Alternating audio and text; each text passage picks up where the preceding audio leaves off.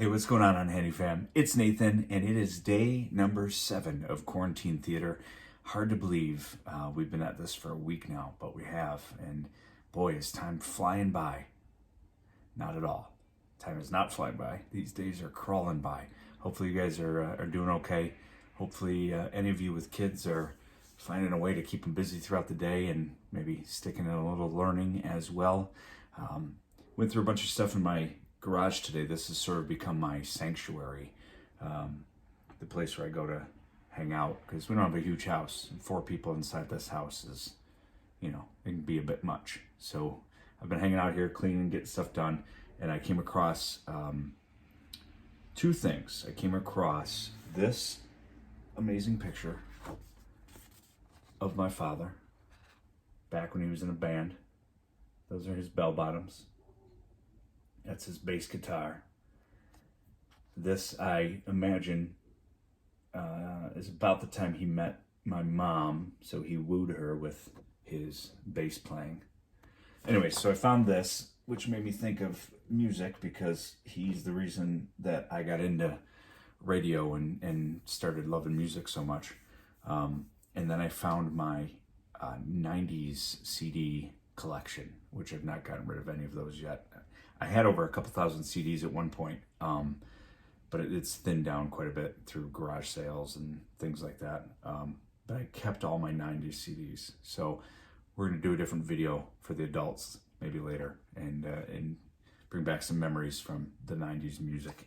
All right, I want to say hello to Dominic, Anthony, Lily, Tegan, Aiden, the entire Greg family, Alexis and Scarlett, Ben and Adam, Olivia and Isaac, my buddy Blair Bear, and also the first night I said hi to Lillian T, and I don't think she knew it was her.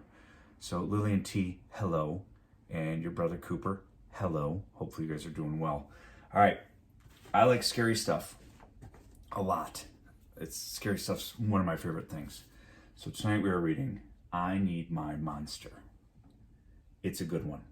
It's about 10 years old, but it is a favorite of mine, and we're going to read it for you right now. So get cuddled into some sheets and blankets, grab your stuffed animal, and we will get started. Tonight, when I looked under the bed for my monster, I found this note instead. Gone fishing. Back in a week. Gabe. What was I going to do? I needed a monster under my bed. How was I supposed to get to sleep if my monster was gone? I tried to sleep, but it wasn't the same without Gabe. I missed his ragged breathing, his nose whistling, the scrabbling of his uncut claws. How would I ever get to sleep without Gabe's familiar scary noises and his spooky green ooze? It was no use. Gabe would be gone for a week, and I just had to have a monster. I climbed quietly out of bed so my parents wouldn't hear me. Grown-ups have some strange ideas about monsters under beds.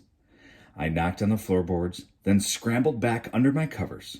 I waited nervously. Would a new monster appear? What would he be like? Would his snorting be as cheerful as Gabe's? When I heard some creaking under my bed, I knew that the substitute monster had arrived. "Good evening," said a low, breathy voice. "My name is Herbert, and I will be your monster for the evening." Herbert? What kind of name is that for a monster? You don't sound scary at all. Have you ever scared a kid before? "Well, no, but I've read all the best books on the topic." "Do you have long teeth and scratchy claws?" I asked. "No, but I have an overbite, and I'm a mouth breather. Listen. Hee-haw, hee-haw." Herbert's panting was kind of scary, but it wasn't enough for me. "Listen, Herbert, I'm sorry. I just don't think this is going to work. It's nothing personal, but I really need a monster with claws." "Picky, picky," Herbert complained. "As you wish. I'll go." There was some more creaking, then Herbert was gone. Some scratching warned me that a second monster had appeared. "Good evening," he said in a high, silky voice. "My name is Ralph. I understand you need a monster with claws. If you would please lean over, I will hold out an arm for inspection." I crouched on the edge of the bed, hoping to see a horrible, shaggy arm with sharp, ragged nails. Instead, I was surprised to see sleekly brushed fur with smooth, shiny claws. "Excuse me, I don't mean to be rude," I asked, "but is that nail polish on your claws?" "Yes, it is," Ralph replied. "I believe professional monsters should always be well groomed." I could tell that this was not going to work either. "I'm sorry to disappoint you, Ralph, but I need a monster with scary claws, like Gabe's," I thought. I heard some more scratching, and I knew Ralph was gone. A minute later, a third voice from under the bed rasped, "Check out these claws, kid." I gathered my courage and peered over the edge. The claws were impressive, jagged and dark and razor sharp. So far, so good.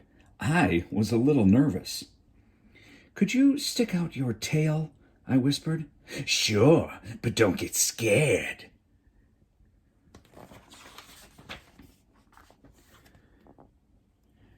I peeked through my fingers at the slimy tail slithering over the foot of my bed. That's when I noticed the bow. "Are you a girl monster?" "Of course I am," she snapped. "I'm Cynthia. Do you have a problem with that?" Yeah, I do," I admitted. "I definitely need a boy monster. Boy monsters are for boys, and girl monsters are for girls.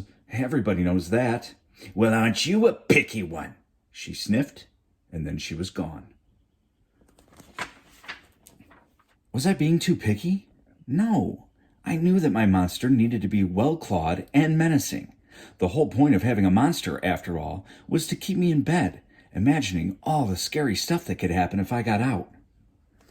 Then I heard a shuffling noise and some slobbering. A fourth monster was under my bed. "Hey, the name's Mac." One look at his claws proved that Mac was a big, scruffy boy monster. I shivered. Maybe this one would work out. "Those are excellent claws, but do you have a long tail?" I leaned over to see. "No, my tail is stumpy," Max slurped, "but I do have an unusually long tongue." "Why would I be afraid of a long tongue?" I asked. "Oh, I don't know," he said, trying to sound terrifying. "You never know when I might lick you." I fell back on the bed, laughing. "Well, if you're not even going to try to work with me," Mac whined. I held in my giggles. "I really don't think you should send me away," he warned. "Kids who reject 5 monsters in one night." "I did not reject 5 monsters tonight," I interrupted. "My regular monster went fishing." "Fishing, eh? Maybe he just left because you're so picky." "Fine, I'm out of here. But I wouldn't expect another monster tonight if I were you." How was I ever going to get to sleep without my monster? I was surprised to hear more creaking under the bed, loud creaking, with scratching. I thought no more monsters were going to appear tonight," I said. "Sorry I'm late, kid." Whew, it was Gabe. "I thought I would enjoy fishing, but I didn't," he explained. "Those fish scare too easily. No challenge at all. You, however, are challenging, my friend. You're almost too old to be afraid of monsters. You keep me on my toes." "Ah, toes. A delicious snack." The bed quivered as Gabe's stomach rumbled with hunger. "Now, if you don't mind, I'd like to start the evening with an ominous puddle of drool." I peeked over the edge of the bed. Green ooze spread soundlessly from underneath. Then the bed trembled as Gabe unfurled his spiked tail. He was daring me to guess where he might pop up. I shivered. "So you had some substitute monsters tonight," Gabe said, sharpening his claws on my bedpost. "Were you scared?" Then Gabe started tapping. I could tell he wanted to know if I still needed him. "No other monsters can scare me like you," I giggled. diving under my covers and pulling them up tight. Through the blanket, I heard Gabe's soft, comforting snorts. "Ha! I knew it. We're made for each other," he growled. When my blanket started to slip off the bed, I knew Gabe was ready to eat. "Now, if you could please stick out your foot," he said. "I'd like to nibble your pinky." I yanked my blanket back up and scrunched my feet in so Gabe couldn't get them. "No toes tonight, but you can have this," I offered, pushing a pillow off the bed. I didn't even hear it hit the floor. Gabe was back. The ooze was perfect. Everything was back to normal. I shivered. Again. I'd be asleep in no time. I Need My Monster. An old classic from way back in 2009. I hope you enjoyed it. Hopefully it wasn't too spooky and scary for you. Sweet dreams. Good night. Subscribe and like all that stuff below here. Go to my YouTube channel and subscribe because that will help get more people. Okay? Bye. Sweet dreams.